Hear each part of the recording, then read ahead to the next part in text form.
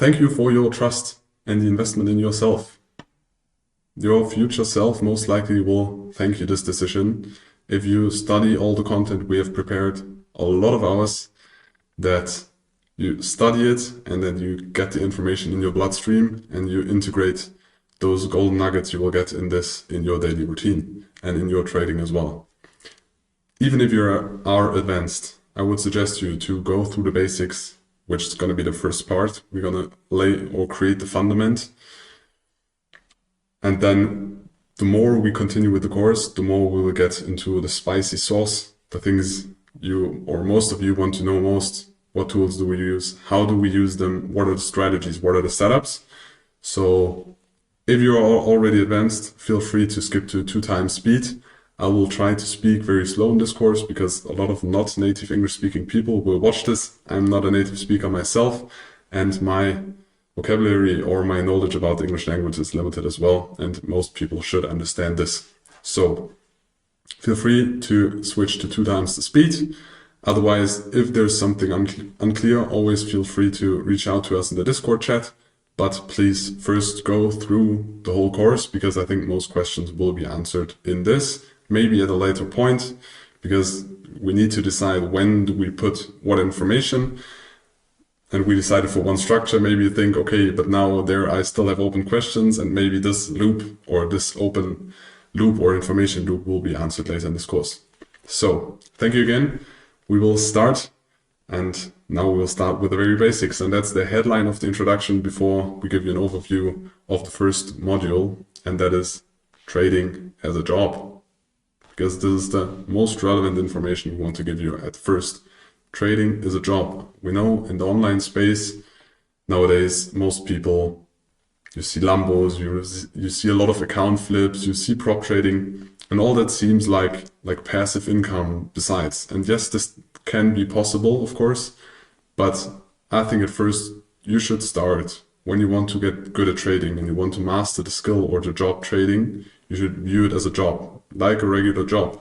I mean, of course, it's not the same as building a house or a job as a teacher, but you still need to show up daily. You still need to have a routine. You still have rules you need to stick to. And it's not just the freedom. I sit on the beach with 40 degrees with my laptop. This is very unrealistic. View it as a job. Please do it that way. And when you master it, of course, you can reduce the job characteristics of trading, but please start with that one. So what are we going to do first? First, we're going to debunk some myths that, in our opinion, are the most famous myths.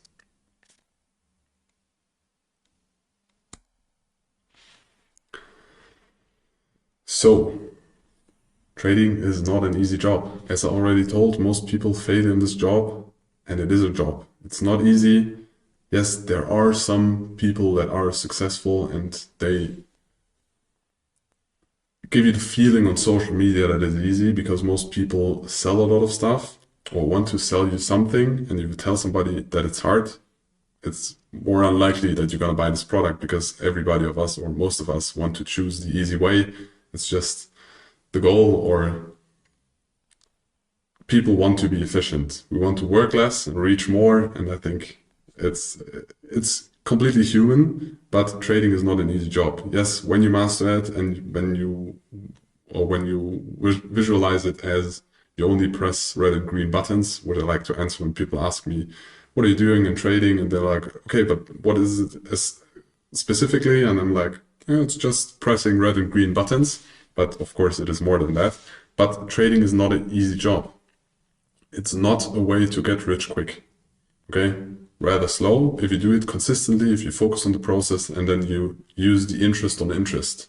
Because when you do risk management, we will get into that later, you can use the capital you risk, and the more capital you have, and you do risk management percentage-wise, so you risk 0.1% per trade, for example. Of course, it's going to be more if the capital is bigger. So you use the interest on interest and the benefit of this to gain or make gains long term. But this happens slowly over time. This is not a fast process. So the confirmation is very delayed to the effort you're going to put in. And please do not hope for a lucky strike. A lot of people open like risk to reward trades with the 1 to 100, but the hit rate is going to be so low. The likelihood of you sticking to this trade is so low. Don't hope for the lucky strike. Develop a process, develop a routine, and then stick to it long term. On the internet, you see in every space, you see the lucky guys, the guys that made it, but you don't see the thousands, tens of thousands, millions of people that failed in this. For example, in the beginning when I started, and on the crypto space, there was High Stakes Capital. He's still on Twitter nowadays. He started with a very small account and publicly traded it, and was publicly on the broker leaderboards to I think 150 million. But then he also crashed down to 20 million again. And of course, he recovered, but thousands of people tried the same and they failed, but you don't see him. They don't have the same following. So the way you see the success in the space is always shifted, because you only see the successful ones and you don't see the ones that fail, or you see way less people that fail than people that succeed. If you want to hope for a lucky strike, or then just go gambling, do sports betting, do the lottery, or gamble, but don't view it as trading. We don't view it that way. We don't want to teach you that way. View it as a job. Now, what trading really is. Trading is a process, or the repetitive process of short-term financial decisions.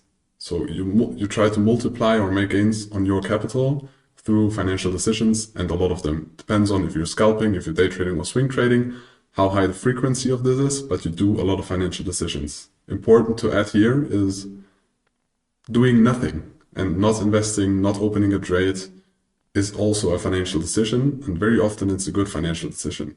It feels kind of wasted time when you do analysis and then you decide, okay, but now I'm going to do nothing, but very often it's good. Rule number one is always preserve your capital, protect your capital, don't lose capital. And you don't need to trade. Yes, it feels kind of weird in the beginning because you invest the time and then you want to do something. But very often, if you don't feel safe, it's not a very good setup, you feel like the market conditions are not the ones you're used to, just don't make a financial decision. This can be one as well. But trading as itself the goal is to increase your capital through short-term financial decisions, because otherwise it would be investing. So you should build a process to achieve consistent profits in the markets. This should be logical, so it should not be, oh, I heard this. You should understand the logic behind it, why you do it. We're going to go deeper into that when we explain the strategy. We don't just explain, oh, you do ABC and that's going to work. You need to understand why it's working, or what's the logic behind it, because otherwise it's going to be very, very difficult that you have trust in the strategy and to stick to it long term. And the process you need to develop and the data you need to gather. You can also quantify your gut feeling. If you trade stocks and you're in a circle with a lot of friends and you talk a lot about stocks, and then you started trading stocks and you feel like it's going very good. It's difficult if you don't add a lot of fundamental analysis, maybe just a little bit, but most of it for you is like the gut feeling. You see the charts, you see the news, and you see the way you talk with your friends. And you say, okay, the biggest part in the trading decision is a gut feeling. Of course, it's way more difficult than to quantify than an algorithmic system where you just analyze indicators or fundamentals.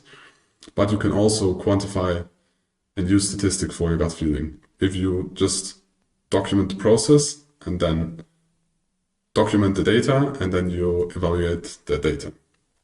So the goal is to achieve consistent profits over long term, and you need to outperform the market. Otherwise, your time investment in the market is not going to be worth it. So and the last important things we decided to put here at the beginning is that you need to be there every day. Yes, it does not sound like fun. Maybe in the beginning it's fun, but at some point it's going to get repetitive, as in most jobs. But if you don't show up every day, the likelihood of you disconnecting to the market is very high. When you treat it like an on-off relationship, you don't synchronize with the markets. The markets behave differently to different news because the macroeconomics change, the market participants change, it changes, the liquidity changes. And you need to be in sync, so you need to synchronize with the markets, and then you At some point you start to connect the information, the analysis you do, the fundamentals, the technicals, the way the markets behave. If you look at the order book, but also if you look at the price action intraday, what happens there? What impact do news have? And for that, you need to be in the market every day. You need to connect the things you read in the morning, the analysis you do, with the results. And if you don't do it, it's going to be very difficult to be consistent profitable if you just treat it like an on-off. It's like, oh yeah, now I have time to do it, and now I don't, and then I have time to do it. You should, if you want to master the skill, have a period where you intensively, and we will go to examples of that later, in routines, where you really stick to the market and you focus on the market as much as you can. So your brain once established structures that you can then, when you have those structures and you have those connections and those routines, and once you have been used to that, you can stick to that later. So when you have a break, for example, for me over the past 4 years, I think at all, there were only 3 weeks where I was not looking at the markets, where I was not checking the news, where I was not checking the prices of the assets. One reason was because in Africa there was the internet was pretty bad, somewhere out of civilization. And the other time was when I wanted to spend the week with my friends and don't want to get like distracted. But in the beginning, it is so important. Be there every day. And in the beginning, it can be only 5 minutes in the morning where you read a financial newsletter, and maybe 5 minutes in the evening where you check, okay, this is what I thought the day is going to bring, and this is what happened in the markets. So you get a feeling for it. Very important. This is, in our opinion, what trading really is.